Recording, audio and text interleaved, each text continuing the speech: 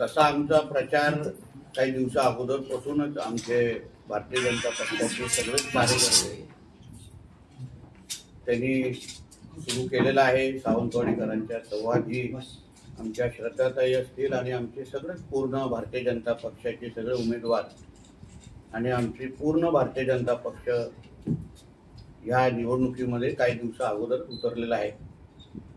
आज मी स्वतः श्रीदेव पाटेकरांचा आशीर्वाद घेऊन आमच्या सावंतवाडीकरांच्या या शहराच्या विकासाच्या दृष्टिकोनातून ही निवडणूक महत्त्वाची असल्यामुळे आज देवाचा आशीर्वाद घेऊन आमच्या श्रद्धाताई आणि आमचे पूर्ण भारतीय जनता पक्षाचे आमचे सगळे उमेदवार त्यांच्या प्रचारासाठी सावंतवाडीकरांशी संवाद साधण्यासाठी आणि त्याहीपेक्षा सावंतवाडीकरांचा ऐकण्यासाठी मी आज सावंतवाडीमध्ये आज आलेलो आहे। काही प्रभागामध्ये सावंतवाडीकरांचं ऐकण्यासाठी त्यांचं संवाद साधण्यासाठी मी आता जाणार आहे। ह्याच्यानंतर आमच्यासाठी ह्या निवडणुका चारही निवडणुका भारतीय जनता पक्ष म्हणून या चारही शहरांचा विकास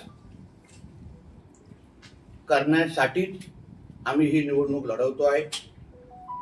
निवडणूक लढवण्याचा हेतू आणि अजेंडा आणि आमचा जाहीरनामा आणि उद्दिष्ट आमचा सावंतवाडी शहर हे एक आदर्श शहर बनावं, 18 प्रकारच्या नागरी सुविधांसकट इथे पर्यटनाच्या दृष्टिकोनातून चांगल्यात ते चांगले प्रकल्प यावेत, सावंतवाडी शहराचा विकास हा एक रोल मॉडेल शहर म्हणून आम्ही तयार करू शकू, या दृष्टिकोनातून आम्ही ही निवडणूक आम्ही लढवतो आहे।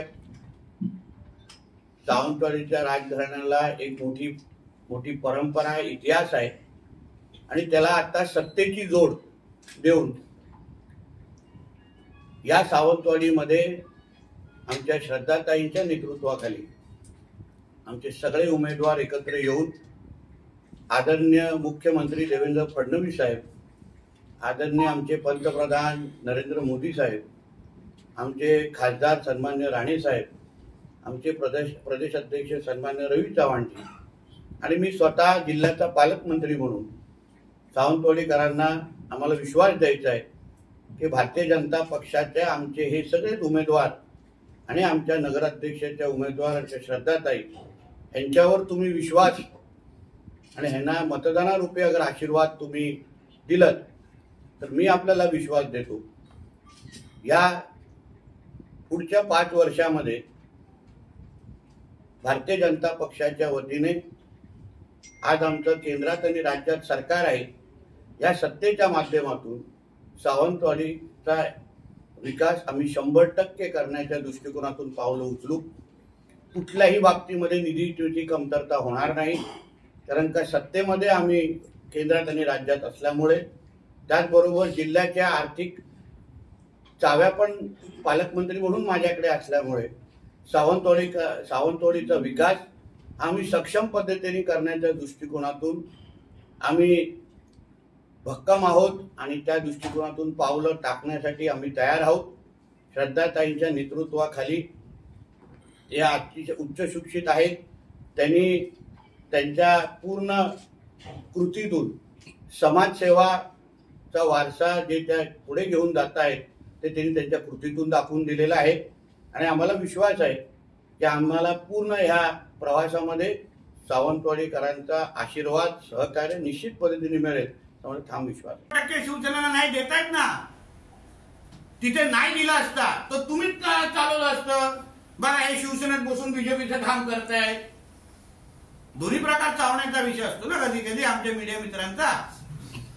आज ते शिवसेनेचे नेते म्हणून अगर तिथे न्याय देत असतील तर त्यांचं कौतुक करावं की त्यांच्यावर टीका करावी?